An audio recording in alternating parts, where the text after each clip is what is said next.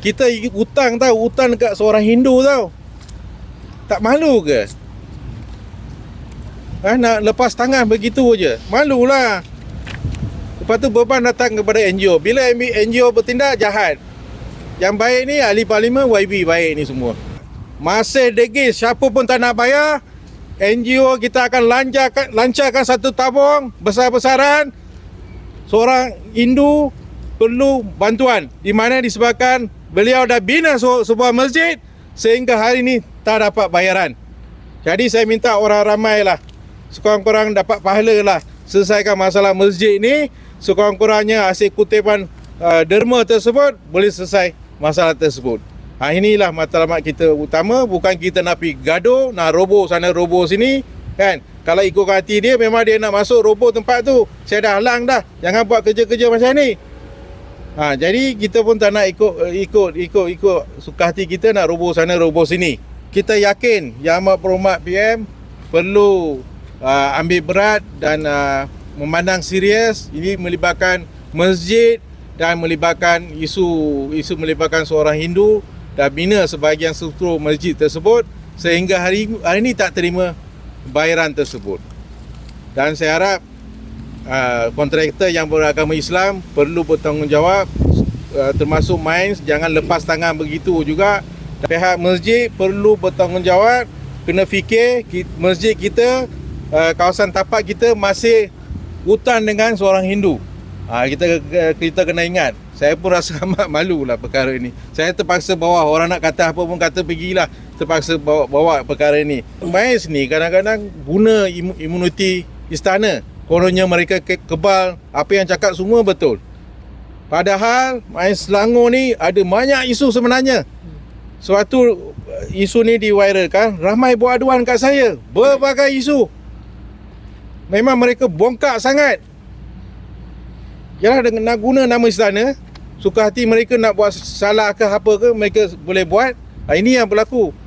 Jadi saya minta SPRN siasat Majlis Agama Islam ni, Selangor ni, pengarah isu Selangor. Dua orang ni kena siasat, termasuk kontraktor ni. Adakah disebabkan beliau bayar rasuah, sebab tu tak mampu bayar baki duit tu? Ini yang kita kena tahu.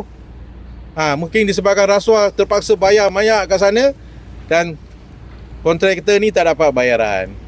Ini yang berlaku lah. Sebenarnya beliau nak roboh tempat tu. Struktur yang mana beliau dah bina hari tu, memang ada kes polis hari tu sikit nak roboh. Saya halang benda ni. Jangan berlaku benda ni. Sebab tu pihak polis perlu terima kasih dengan saya sebenarnya. Tapi ni sombong. Bila saya maklum, Timbalan SB Selangor, KCDK ke apa tak tahulah, timbalan tu kan, sombong sangat. Polis kena jalankan tanggungjawab polis lah. Selama ni saya kerja dengan Special Branch cukup bagus. Apa mereka minta semua saya bagi maklumat kan. Kenapa seorang pegawai kanan polis ni bertindak begitu? Saya ada WhatsApp, saya ada simpan semua. Jadi perlulah memandang serius perkara ni. Jadi saya minta lah, siasat lah semualah. Siapa-siapa yang terlibat semua siasat lah.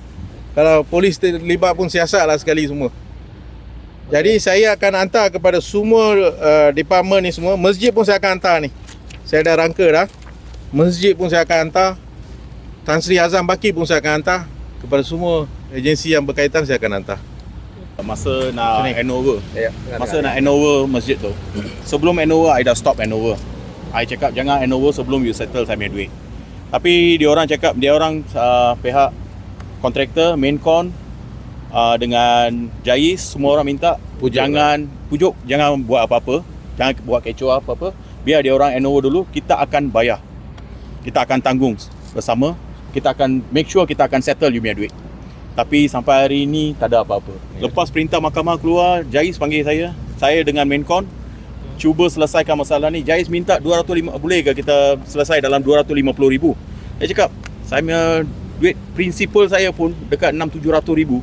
Saya macam mana nak boleh accept 250,000? Jais yang minta saya selesai. Jais. Pengarah Jais. Pengarah Jais. Dia orang minta boleh ke selesai dalam masalah ni dalam 250,000. Saya cakap tak boleh. Tak boleh.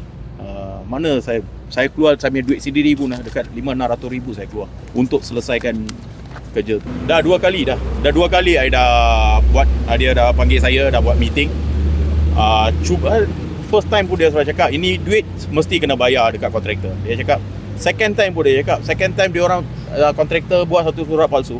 Dia cakap ini ada defect, itu ada defect. Last saya tunjuk saya punya perintah mahkamah, dia orang cakap okey, ini duit pasti kena bayar.